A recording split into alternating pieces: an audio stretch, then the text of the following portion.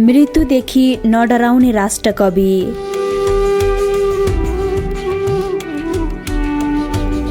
2075 सालतिरको कुरा हो। सानो आन्द्रामा रक्तस्राव भएपछि राष्ट्रकवि माधव प्रसाद घिमिरेलाई उपचारको लागि नयाँ दिल्ली लगिएको थियो। सामाजिक सञ्जालमा घिमिरेको निधनबारे अफवाह फैलिन पुग्यो। हल्ला चलेको केही दिनमा उनको उपचार सकियो।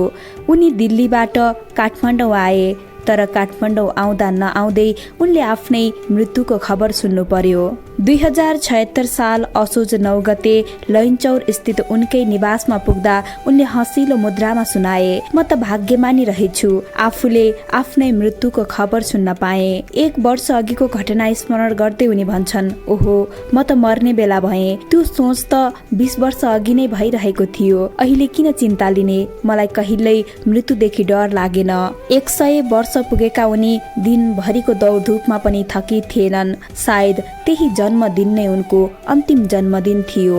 पुस्तुनदेखि लाजिमपाटसम्मको 100 वर्षीय यात्रा। लमजुङ जिल्लाको पुस्तुनमा विक्रम सम्मत 1976 साल असोज 9 गते घिमिरेको जन्म भएको थियो। बाबु गौरीशंकर र आमा द्रौपदी देवीको पुत्रत्वको रूपमा जन्मिएका घिमिरे अन्तत नेपाली साहित्यको छन्द विधामा न भूतो न भविष्य ती साबित भएरै विदा भए। नेपाली साहित्यमा अमिट छाप छाडेका घिमिरेको न त बाल्यकाल सुखद बित्यो, न त जीवनको अन्तिम वसन्त नै। 3 वर्षको उमेरमा आमालाई कालले टिपेर लग्यो। दुधे बालकको पीडामा पिता गौरीशंकरले मलम लगाउने प्रयास गरे।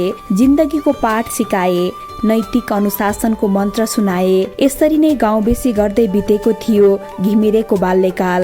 सानैदेखि आमाको माया नपाएको बाल मस्तिष्कमा करुण रसको रसधारा बग्न थाल्यो। उनी भर्खरको किशोर वयमा प्रवेश गर्दै कविताको सागरमा पौडिन थाले। पिता गौरीशंकरबाट आध्यात्मिक चेतनको विकास भयो। 6 वर्षको उमेरमा नै दुर्गा कवच र चण्डी पाठ गरेर धार्मिक साहित्य अध्ययनमा सुरुवाती पाइला चाले।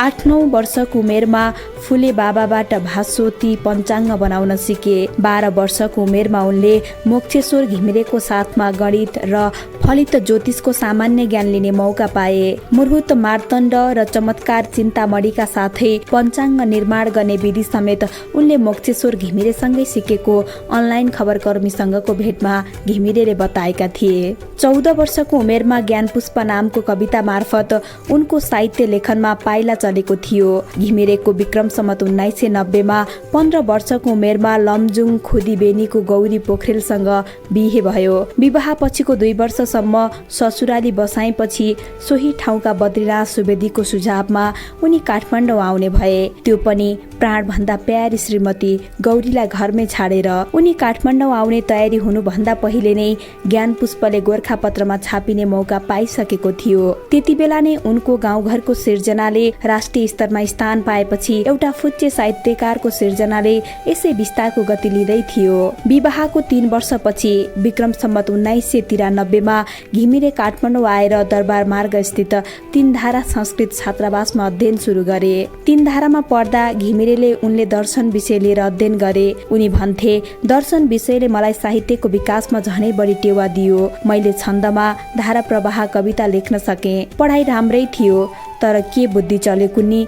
उनी मध्यमा हालको एसईई तह पढ्नका लागि त्यसपछि भारतको बनारसमा रहेको क्वीन्स कलेजतिर हानिए। त्यहाँ पनि पहिलो श्रेणीमा मध्यमा पास गरेपछि दरबारिया पण्डित सोमनाथ सिग्देलले उनलाई नेपालमा नै बोलाए। नेपालमा आएपछि सिग्देलकै सहयोगमा उनले 1998 मा भाषा अनुवाद परिषदका जागिर सुरु गरे। भाषा अनुवाद परिषदमा जागिर हुँदाहुँदै विक्रम सम्मत 1 मा उनी गोरखापत्रको सम्पादक बने। घिमिरे ठट्यौली पारामा भन्थे, महिनाको 40 रुपियाँ आउँथ्यो। पहिलो कविता छापिँदा भुइँमा खुट्टो नभएको म केही वर्षमा त त्यही पत्रिकाको सम्पादक बन्दा त आकाशमा नै उडुला जस्तो भएको थियो। गोरखापत्रमा सम्पादक भएपछि जीवन राम्रै चलिरहेको थियो। जागिर खाएपछि धर्मपत्नी गौरीलाई पनि काठमाडौँमा नै बोलाएको थिए। साथमा थिए फूल जस्ता सुन्दर 2 छोरीहरू, शान्ति र कान्ति। तर अकस्मात विक्रम सम्मत 2004 मा घिमिरे सामु अर्को वज्रपात पर्यो। पत्नी गौरीको निधनमा घिमिरेलाई सम्हालिन गाह्रो भयो। उनलाई काठमाडौँले गौरीलाई भुल्ने वातावरण सिर्जना गरे। विक्रम सम्वत 2005 एउटा विद्यालयमा प्रधानाध्यापक बन्ने गरी आफ्नै गृह जिल्ला लमजुङतिर हानिए। पत्नी वियोगमा विरक्तिएर लमजुङ पुगेका घिमिरेले 2005 सालमा नै दुरा डाँडाकी महाकाली अधिकारीसँग बिहे गरे। तर पनि गौरीको वियोग र ती सुन्दर कोपिला शान्ति र कान्तिको मातृवियोगलाई सहन सकेनन्। त्यही वियोगले जन्मायो गौरी खण्डकाव्य। घिमिरे छन्दका शिरोमणि हुन्।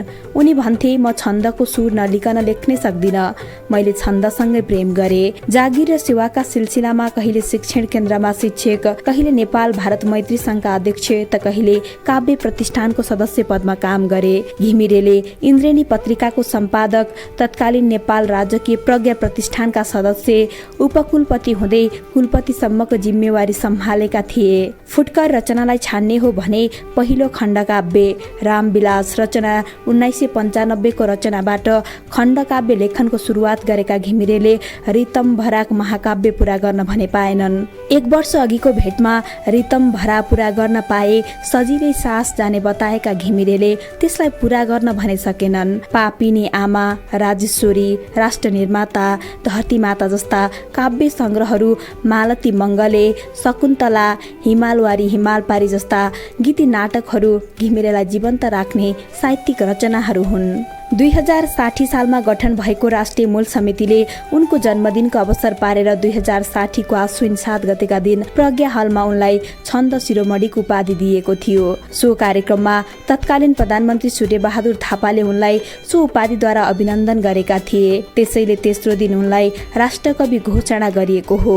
तिनै राष्ट्रकवि घिमिरेले राष्ट्रकवि घोषणा भएपछिको 17 वर्षसम्म पनि नेपाली साहित्यलाई प्रत्यक्ष र परोक्ष रूपमा योगदान दिँदै गए।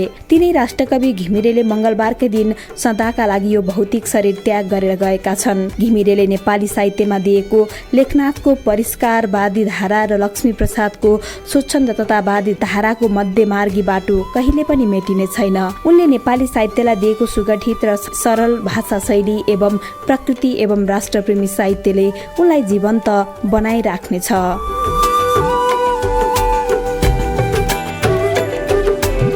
सुदर्शन अर्यालले लेख्नु भएको यो सामग्री हामीले onlinekhabar.com बाट साभार गरेका हौं।